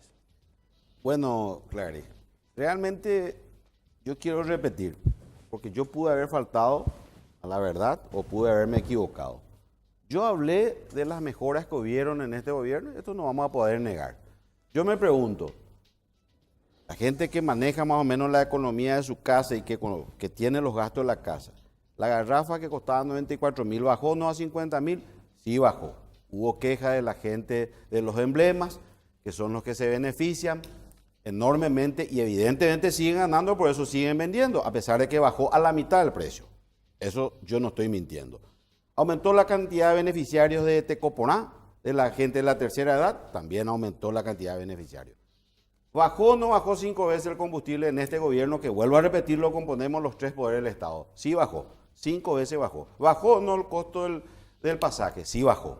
¿Mejoró o no la calidad del transporte público? Sí mejoró. Yo respondo que sí. ¿Se está haciendo o no la duplicación de la Ruta 2? Sí se está haciendo, está mejorando. El cemento que antes se especulaba, si vos tenías contacto en INC, vos conseguías una barcaza, vos conseguías 3 camiones llenos de cemento a un precio y vos salías a especular en el mercado. Eso hoy ya no ocurre. El INC, de ser un ente deficitario, pasó a tener en este momento una ganancia. Entonces, tenemos que reconocer eso. Entonces, digo yo, dice la gente, y nosotros que deberíamos ser los opositores, decimos, bueno, la gente no le gusta este gobierno. ¿Y cuál es la mejor encuesta? ¿Cuál es la mejor encuesta? El voto. ¿Cómo salimos nosotros los opositores y cómo salió el Partido Colorado y específicamente el movimiento Honor Colorado en las 4 intendencias que tuvimos hace poquito? Maracaná, Pancholo, Maracaná que es Canindeyú, Pancholo es San Pedro, Arroyito es Concepción y María Antonia que es Paraguarí. Ganó en la interna el Partido Colorado, Honor Colorado que encabeza Horacio Carte. ¿Y cómo salimos en las generales? Ganó el Partido Colorado en las 4 intendencias. Esa es la encuesta que vale. Esa es la encuesta real. Esa es la realidad política en este momento. Un dicho, que no lo digo yo, dijo Bernardino Caballero, que fue un general de caballería, fundador del Partido Colorado, igual que el general Oviedo, general de caballería, fundador de mi querido partido UNACE, decía, las luchas son de los fuertes, los débiles solo se quejan, dice. A ver, permíteme allí, Dionisio, escuchaste el dato, este es un dato, digamos, tangible. Hubo efectivamente elecciones municipales en 4 municipios. Son municipios recientemente creados. ¿Por qué? Omitió los municipios más importantes. Yo le recuerdo al senador Oviedo Mato que aquí nomás cerca, en Cadacupé, para no referirnos al caso de Capital, ¿quién terminó ganando las elecciones? No, pero estos municipios nuevos está diciendo, ahora. Pero probablemente un poco ahí faltó hacer las articulaciones que hoy se están haciendo dentro de las fuerzas democráticas. Nosotros estamos convencidos, porque creo que hicimos un paréntesis hoy sobre el informe, en este momento sobre el informe del presidente, para pasar al tema meramente político. Nosotros estamos trabajando desde el Partido Liberal Radical Auténtico para que nuestra nucleación se convierta en un medio para generar una gran alianza de las fuerzas democráticas. Le decía yo ayer al presidente Efraín Alegre en Ciudad del Este que considero que él, dentro de esa nucleación política, es el medio principal que tiene la oposición. Hay que aunar esfuerzos, hay que generar un entendimiento, porque definitivamente, reitero, la visión que tenemos con el senador difieren diametralmente. Sencillamente porque él omite mencionar que los servicios tarifarios de la ANDE y la SAP también se incrementaron sideralmente, ni siquiera sustancialmente.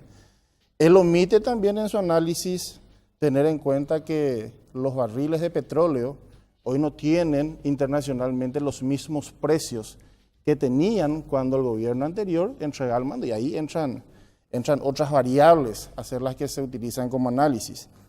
Él también creo que omite en ese sentido que precisamente la ejecución presupuestaria de los últimos años no se ha caracterizado por una distribución de lo que efectivamente recauda el Estado para cubrir esas falencias sociales significativas que se tienen en la República. Cuando el colega Busarquis, y acá ya hay una mezcla de análisis que hay que hacer, no podemos prescindir del análisis técnico y del político a la vez. Cuando el colega Busarquis refiere a que la pobreza se incrementó sustancialmente, porque no es que pasó del 24 al 29 nomás, creció en un 20% en el último año. Eso significa que la política económica, la social, hoy trabajan de manera desincronizada. De nada nos sirve que anunciemos pomposamente que vendrán empresas internacionales a desarrollar obras públicas, cuando que éstas a su vez se financian con empréstitos que terminan insumiendo ese recurso básico que tiene el Estado para financiar esos programas sociales hoy con los intereses que hay que hacer de esos empréstitos. Aquí el problema es mucho más estructural. Por eso yo hacía alusión a que ayer era probablemente la última oportunidad que tenía el presidente Cartes, no solamente para hacer un mea culpa, sino para hacer un llamamiento efectivo a toda la clase política, de manera tal a decirnos, señores, yo me estoy retirando. En 14 meses entrego al ganador de las elecciones generales el bastón de mando y reflexioné profundamente y considero que ni siquiera hace falta mi concurso desde el Senado de la Nación. Ayúdenme para que juntos corrijamos aquellos problemas que agobian al pueblo. Espera, Dionisio, stop porque tengo que ir a una pausa. Sí. Antonio Busarquis, te debo la palabra, él abre a la vuelta. Y a la vuelta, vamos a dejar ya de lado el tema del discurso presidencial de ayer. Vamos a entrar en el soquí acá de la política, Jorge.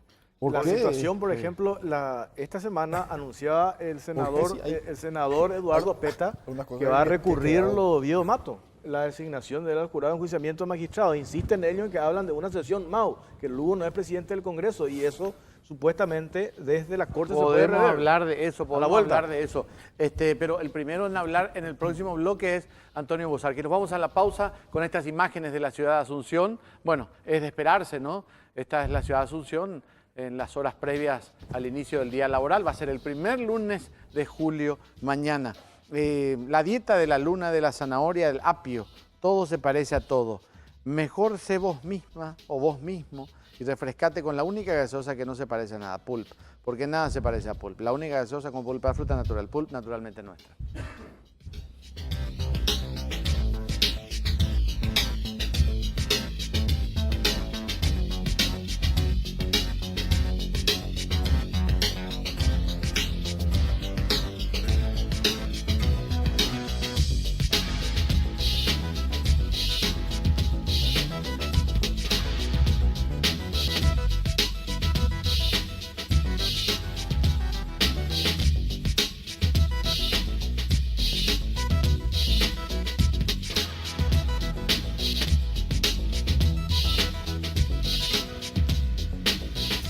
Ya tenemos el primer resultado acerca del tema político, la segunda consulta de esta noche. Acerca del informe de gestión del presidente Horacio Cartes, el 48% considera que no dijo la verdad, el 36% cree que fue realista y el 16% señala que faltó autocrítica. Este sondeo estamos realizando como cada noche a través de Twitter, la cuenta es @caracruzpy, la etiqueta o hashtag COCPY y pueden seguir respondiendo todavía a lo largo de la entrevista y ya también acompañando el debate de nuestros entrevistados. Pueden seguir respondiendo entonces @caracruzpy y un saludo nuevamente a la audiencia de Radio 1650 AM. Bueno, Mariana, muchas gracias. Va a haber un corte para seguir con la encuesta, pero yo, si me permitís, quiero entrar en el tema político, porque caramba, nunca, y mirá que hemos pasado tormentas, Jorge, nunca tuvimos un Congreso tan dividido, tan problemático, qué sesiones MAU, qué sesiones en donde se elige al miembro del Consejo de la Magistratura del Jurado de Enjuiciamiento que se le recurre a la cambia. corte, que No, nunca en todos los periodos de esta transición. Está Antonio Busarqui aquí, diputado PLRA Caguazú y candidato otra vez para esa diputación por Caguazú, abogado de profesión. Jorge Oviedo Mato, senador de la Nación, es miembro MAU del Jurado de Enjuiciamiento de Magistrados. Bueno, antes de contestar este tema jurídico, yo quiero recordarle a la ciudadanía algo. Sí. Por si el general, el senador Oviedo Mato pueda comparar el tema de la inseguridad. Sí. Acaban de robarle al senador Bóveda su casa, 900 millones de guaraníes. Y aumentó o no aumentó la... Qué malos son. No. Contundentes. El tema de la inseguridad.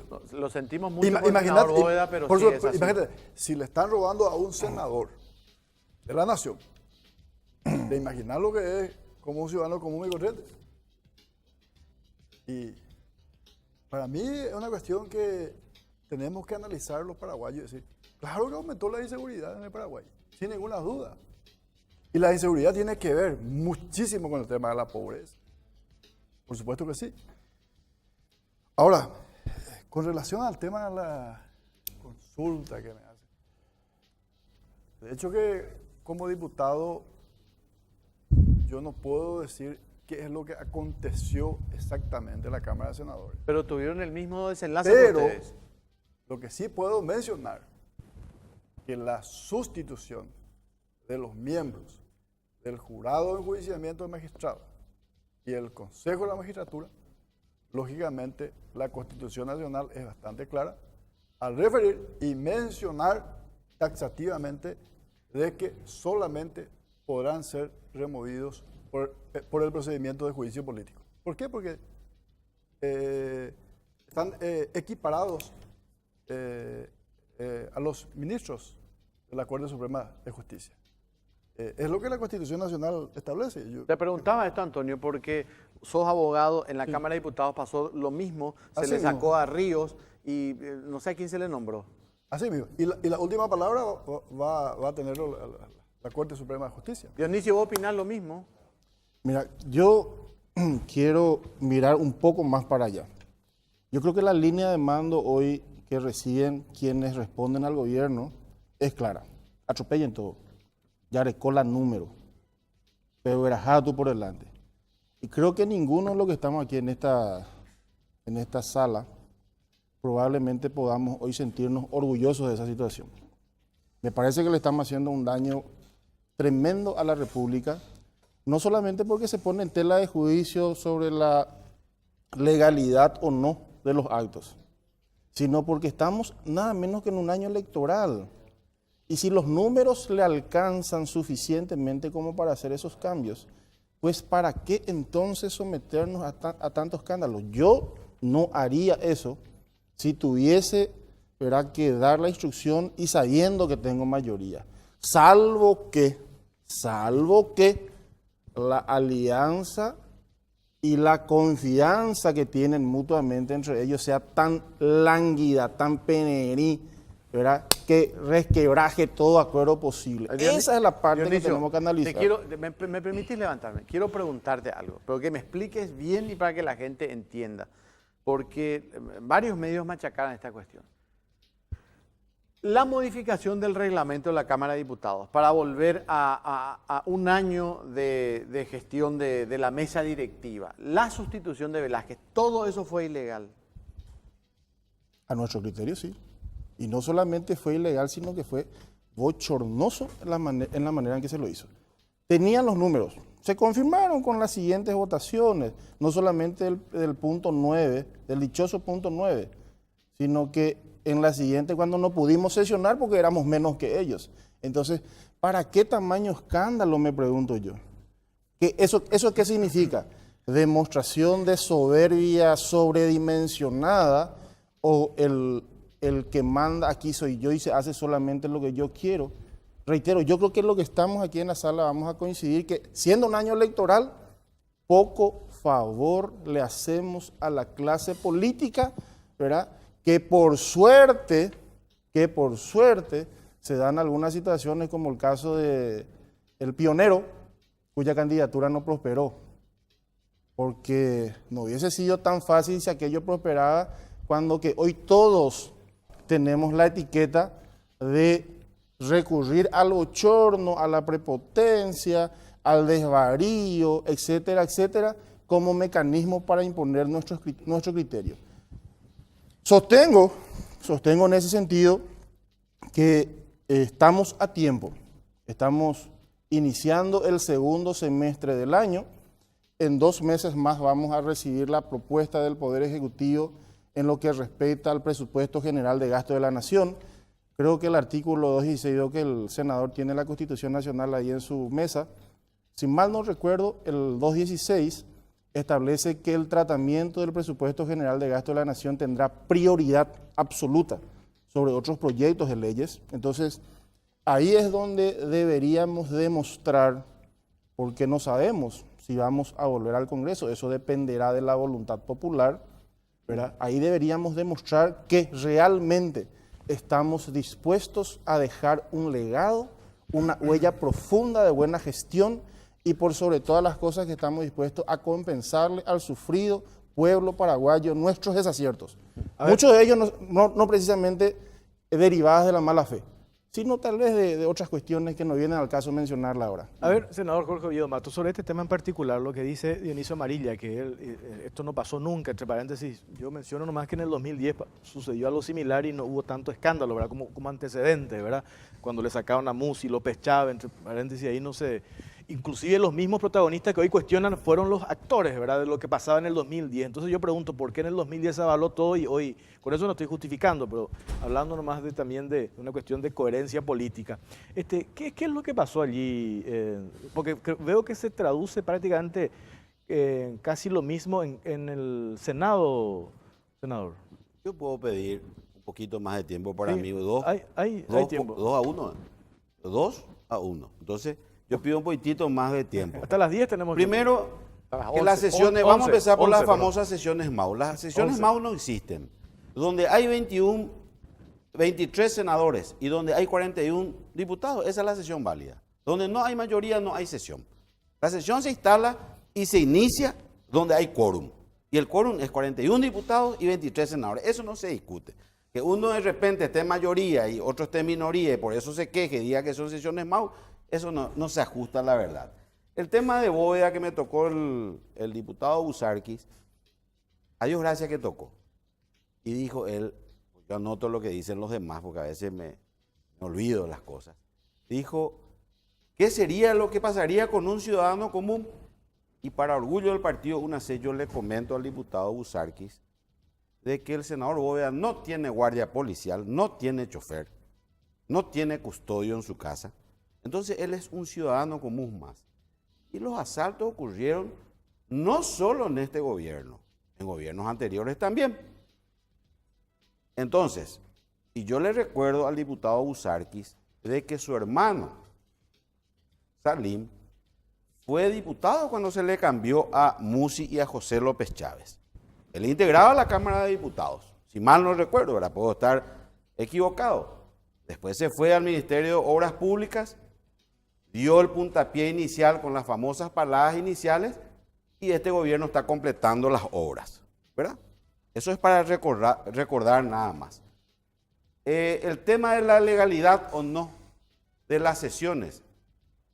Robert Acevedo o está tan mal influenciado o está tan mal asesorado que se animó a firmar una inconstitucionalidad sobre algo que él firmó. Él no se dio cuenta.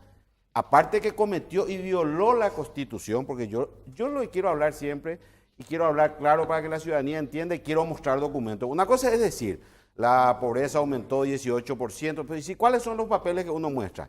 Yo quiero mostrar documentos, no sé si la gente de la producción me puede mostrar, por ejemplo, la resolución 1258 firmada por el presidente de la Cámara de Senadores, don Robert Acevedo. No sé si tiene la gente de producción, si puede.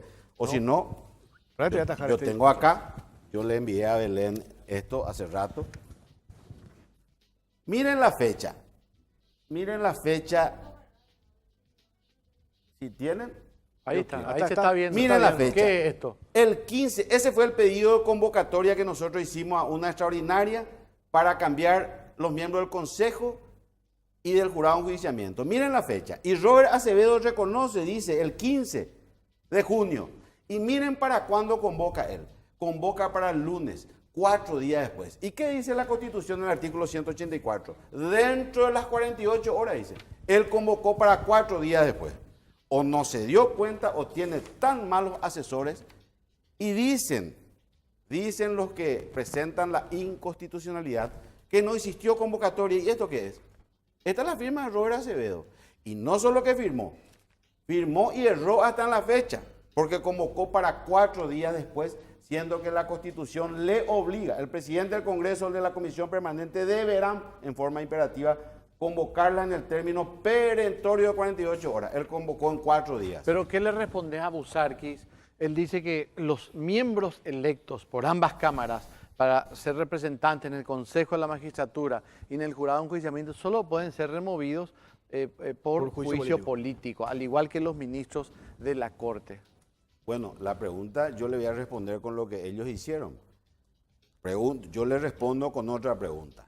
¿Ellos le cambiaron o no a Jorge Ábalos Mariño y le enviaron al otro diputado que chocó una vez y que tuvo Eusebio Alvarenga? Eusebio Alvarenga. ¿Le cambiaron o no antes de los 5 años? ¿Sí o no? Le cambiaron. ¿Hubo juicio político? ¿Hubo mal desempeño? No hubo mal desempeño ni no hubo juicio político. ¿Le cambiaron o no? Hubo un acuerdo medio cañín, así como el que hubo en Boquerón, ese yo me doy 2 años y medio, vos te vas otros 2 años y medio. ¿Le cambiaron? Sí, le cambiaron. ¿Le cambiaron o no? Claro que le cambiaron. Estuvieron de acuerdo, se pusieron de acuerdo, el otro renunció. Eso ya es todo harina de otro costal. Acá la cuestión es que hubieron cambios y resulta que cuando ellos cambian, entonces no hay problema. Pero cuando tienen minorías y otra mayoría decide cambiar, ahí está todo mal. Ellos le dieron un mandato de 2 años y medio a Hugo Velázquez. Modificaron el reglamento. Ellos modificaron porque toda la vida de que yo soy parlamentario siempre fue 1 año en mal mandato, tanto el presidente de la Cámara de Diputados como el presidente de la Cámara de Senadores. Ellos vinieron, modificaron el reglamento por una mayoría coyuntural. Ahora la otra mayoría coyuntural quiere cambiar, vuelve a modificar y vuelve a poner de 1 año. ¿Cuál es el problema? ¿Dónde está lo ilegal? Entonces, yo envié unos papeles porque yo quería mostrar, yo quería que la ciudadanía vea, como por ejemplo, hay algunos diarios que dicen, ¿por qué Filisola emite y usurpa funciones? Dice. Pero se olvidan que cuando Beto Ovelar y Ramón Gómez Berlangeri firmaron sin ser presidente del Senado, sin ser secretario parlamentario, firmaron la misma cosa y comunicaron al Ejecutivo nada más y nada menos que la designación del fiscal general del Estado. Nadie dijo nada. Acá están las resoluciones, firmada por Gómez Berlangeri, que era presidente de la Comisión de Hacienda. ¿Y quién era presidente del Congreso? Yo era el presidente del Congreso. ¿Y por qué vos no firmaste eso? Porque yo no estaba de acuerdo con la designación del fiscal general del Estado. Y ellos completaron los 23 justito con Amancio López Girala, que le apretaban un poco si no volvía al titular y él era suplente y se iba afuera. Completaron los 23, designaron al fiscal general del Estado y comunicaron al Poder Ejecutivo. Acá ¿Y vos qué hiciste al respecto? Le di la sala como corresponde, con todo el personal, con todos los funcionarios. Porque tenían la mayoría. Porque tenían los 23. Los 23. No tenían 25 como tenemos nosotros, 23. Y sesionaron, presidió Ramón Gómez Berlangeri. ¿Por qué? Porque mi vice primero, que era Yoyito, y Ana María Mendoza H. Patriquería, tampoco acompañaban esa designación, no participaron. Entonces, en orden de prelación, como habla nuestro reglamento, se fueron ocupando los presidentes de comisión. Recayó en Ramón Gómez Berlangeri y no solo que presidió, comunicó la designación del fiscal general del Estado y comunicó así también Carlos Filisola nuestra designación a la gente del Consejo y a la gente del jurado. Entonces, ¿cuál es lo que es el problema? No hubo golpe ahí. Antes no hubo golpe, ahora es más lo que es golpe. Ahora es MAU, antes no era MAU. Tenemos un fiscal general del Estado, MAU también entonces, y vamos a ir por eso, porque esta comunicación la firmó Ramón Gómez Berlangeri en su calidad de presidente de la Comisión de Hacienda, no era presidente del Senado. Entonces, esas son las cosas que tenemos que ir mostrando a la ciudadanía. Dicen, por ejemplo, en el jurado de enjuiciamiento magistrado, dice, Bocaga Rotter, dice, en el jurado la situación no varió mucho, dice, como representante de los senadores asumió Jorge Oviedo Mato, de triste actuación durante el tiempo que ocupó la presidencia de ese órgano. Yo nunca fui presidente del jurado de enjuiciamiento. ¿Qué diario dice eso? ABC. O sea que este muchacho, Osvaldo Cáceres Encina tiene que averiguar. Él no puede decir que yo tuve una triste gestión como presidente del jurado. Yo nunca fui presidente del jurado. Tenemos que ir a la pausa, senador. Sí. Un momentito. Antonio, ¿qué querías decirle al senador? Bueno, pues el caso de Ábalos Mariño, colega nuestro, él no fue destituido, él renuncia, él se retira. Él, Renunció y entonces tuvieron que elegir un lógicamente, suplente. asumió el suplente en este caso. Esto es una gran diferencia.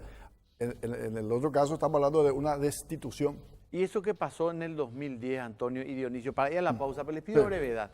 Lo que menciona Oviedo Mato y mencionó Torres también. En el 2010 son destituidos, López son Chávez cambiados López Chávez y Musi. Y en su reemplazo van Velázquez Yo y tengo un criterio al respecto. Y Ábalos Mariño. Ábalos Mariño. Yo le digo lo siguiente, supongamos o convengamos que algo se hizo mal.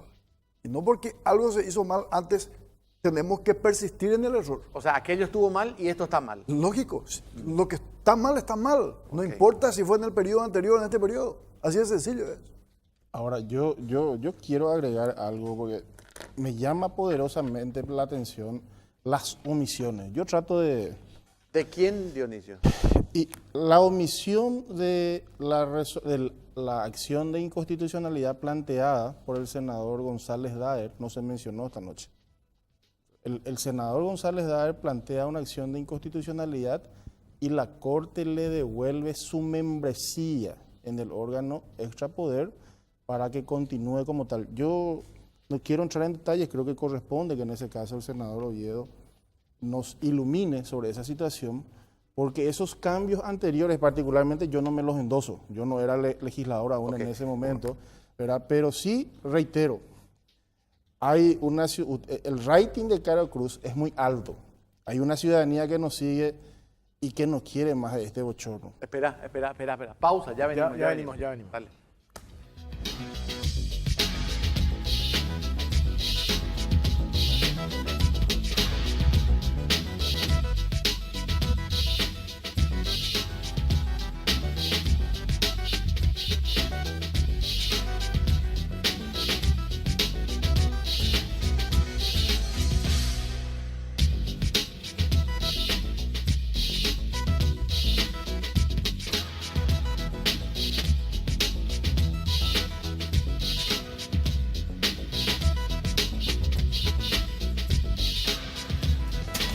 Bueno, 5 minutos para las 23. Tenemos. No, nos vamos.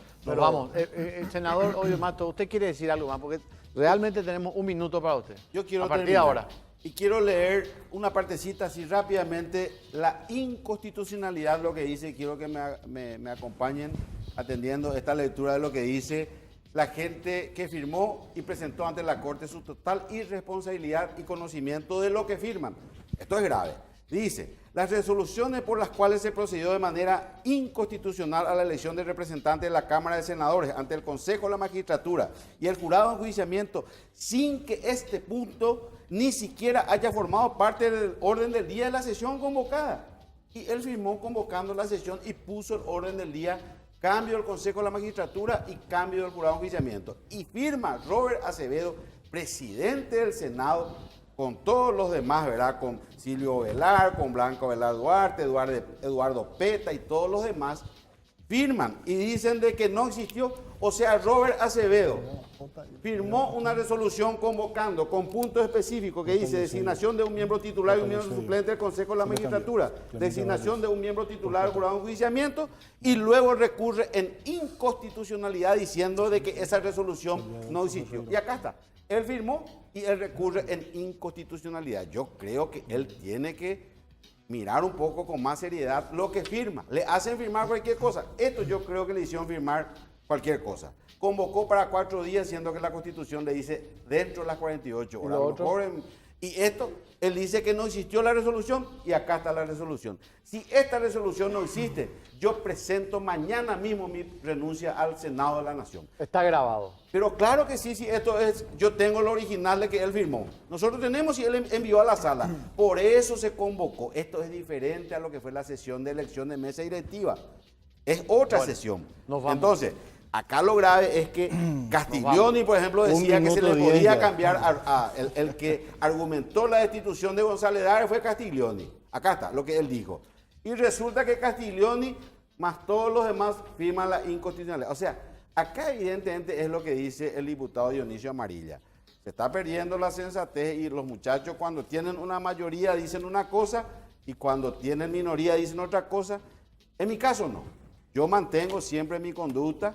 Hace rato dijiste al inicio, Clary, vos eras uno de los más leales al presidente. Yo creo que sigo siendo porque para mí la amistad y la palabra cuando uno da, eso vale más que cualquier cargo. Bueno, y acá Clary, Dionisio ya me está por quitar la mitad del tiempo. Adelante. Creo que tengo dos partes de 15 segundos. En la primera, coincidir contigo en que en diciembre probablemente la ciudadanía no va a elegir al mejor, sino va a tener que seleccionar entre el menos peor. Esa es la imagen que estamos proyectando.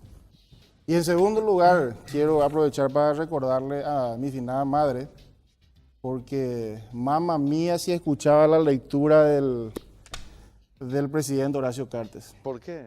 Te juro que en lectura oral ayer se aplazó, el 1 le queda corto al presidente. Recibieron los materiales de apoyo, pero hasta en eso hay que mejorar. Gracias. Antonio Uzarquis. Sí. Algo más para decir, porque Jorge te está a punto de tirarle una bomba a los dos. Pero yo quiero evitarme, porque ya llega ahí. Algo. Me dijo un señor hace poco, en la reunión, la presidenta Horacio Cartes de Catumo, hay presos. Va, eres. Para vernos ya pues. A ver, Dionisio, me ya cortito. ¿Vos no tenés problemas con Antonio Uzarquis? Porque No, vi que están uno- sentados, ¿qué problema No, van a pero tener? vi que fuiste bastante duro con Salín, que dijiste que un imputado no puede ser tesorero del partido. Vamos a hablar de eso en el próximo programa. Ahí Quiero más televisión. No hay problema. Ya está. Bueno, Ese nos va a vamos. ser un tema interno nuestro después que vamos a arreglar. Ok, excelente. Acaban de arreglar ustedes. No, van a arreglar, todavía no arreglaron nada. Problema casero ese. El problema Sí, pero doméstico. durísimo se publicó, fuerte estuvo Amarilla con tu hermano. Vamos a hablar Vamos a conversar. el próximo, o cuando ustedes dispongan, finalmente ustedes son los que gobiernan. En 3 aquí. semanas. 3 semanas. Anotado. Vale, muchas gracias, señores, muchas gracias. Probablemente Nos en vamos. 3 semanas me gane Edgar, si quieren. Nos vamos. Ya viene el señor Salvador Ícar. Buenas noches, hasta el próximo domingo. Chau, chau.